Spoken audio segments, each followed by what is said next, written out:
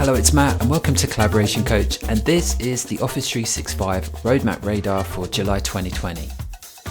The Roadmap Radar is all about what's new in Office 365. We've scoured the roadmap for any new updates so you don't have to. Before we start, don't forget to subscribe to the channel and hit the bell icon to make sure that you don't miss anything. This month we've got lots of great new features for SharePoint and some for Teams, and there have been a few delays to some of the things we were expecting in June. So let's get started. The Office.com homepage is getting a refresh. As you know, currently the application icons are listed horizontally across the top of the page, and Microsoft is going to switch to vertical navigation and have all the apps listed along the left-hand side. This is just a cosmetic change and won't make any difference to functionality. This change is rolling out from mid-June to late July. In Outlook on the web now, we'll be able to delay sending emails. When you choose Send Later, we'll be asked to add a date and time, and the message will be delayed until then. This feature is already available in the Mac and Windows versions of Outlook, and this change is available now. On to SharePoint now, and there are some changes being made to the Quick Edit mode in SharePoint. As you probably know, Quick Edit allows you to do bulk edits of SharePoint lists and libraries, similar to how you would with an Excel spreadsheet. The next three features started rolling out in mid-June to targeted customers, and the rollout will continue through July to mid-August, and they'll be available to everybody then.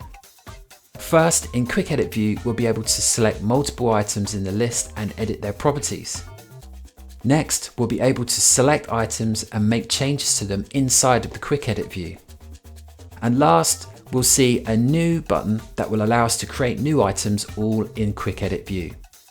Also for Quick Edit, there'll be sticky columns. The left-hand column will stay in place, and you can still see the item name as you scroll through its properties. Targeted users will see this in early July, and everyone else will start to see it in late July, and the rollout will end at the end of September. Next in SharePoint, Microsoft is increasing the maximum file size for SharePoint and OneDrive from 15 gig to 100 gig. That's for a single file. You won't see an error message now if you try to upload a file to SharePoint or OneDrive that's larger than 15 gig. This change is available now to all tenants. This new feature is for SharePoint page creators. SharePoint site owners will be able to set the default template in the page template picker, and it can be a template with custom content and formatting. When we create new pages in SharePoint, we'll be able to choose the default template set for us by the site owner. This feature should be available to everyone by the end of July. This is another feature for SharePoint page creators. When we publish or update a SharePoint page now, the pre-publish panel will appear. This gives the creator an overview of the contents of the page they're about to publish, like the site name, the thumbnail preview, and information about what happens next. It will also have a link to the page details pane so authors can make changes if they need to. This was supposed to be rolled out to targeted customers in June, but it has been delayed, so hopefully we should see it soon. There'll be a new layout for the page footer in SharePoint communication sites. The properties of the footer can be customized from the Change the Look panel, and we'll also be able to change the color of the footer. Once the new layout is chosen, you'll find two levels of links and labels in the footer by selecting the Edit link to the left side of the footer columns. This feature should be available to everybody by the end of July. Now some news on the SharePoint page scheduling feature that we talked about in the Roadmap Radar in June. This was going to allow us to create a page and then schedule it for publishing rather than publish it straight away. I tested this and could never get it working, and now Microsoft has said that the feature will be rolled back because of problems. Page scheduling will be removed from everybody's tenants for the time being. Microsoft will make an announcement in the future to let us know when it's being rolled out again.